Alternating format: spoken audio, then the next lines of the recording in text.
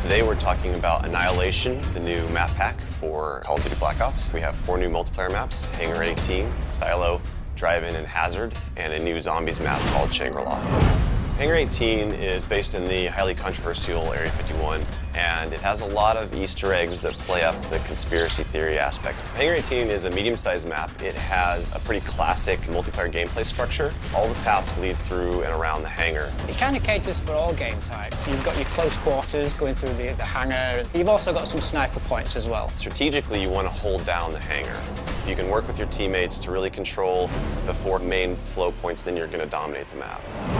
Silo is based on a Russian underground nuclear missile silo construction site. It's probably one of the largest maps in the entire game. Silo favors players who take their time because there's a lot of flank routes and a lot of interconnecting paths.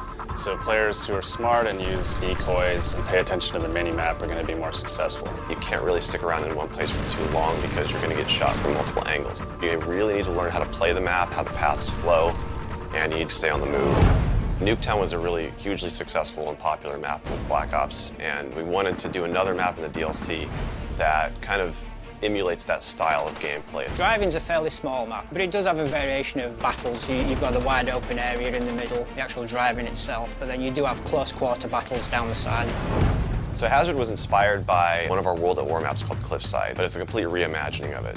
We've actually turned it into a golf course. It's a great level. Hazard is probably one of the only maps in the game that focuses almost exclusively on long-distance engagements, and the long-range snipers and LMG gunners and assault rifle guys are going to have an advantage. You're definitely going to want to avoid the fairway if you're not a sniper and stick to the edges of the map where there's some more intense choke points and medium-range engagements.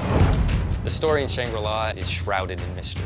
I love to leave it up to the fans to derive their own ideas from it and also discover the facts that we put in there. I hope they really get the sense that we've taken this to just a whole nother level with the new weapons, the new environment, the new ways of getting around the map and things like that. There's a lot of holding areas, escape hatches, and things that let you get out at the last minute, which is a contrast to Call of the Dead, where it was a very wide open map. This is a much tighter map. Don't hold out too long. If things look like they're getting rough, get out of there.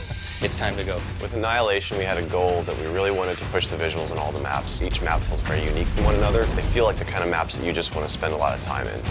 Annihilation hits Xbox Live Marketplace on June 28th.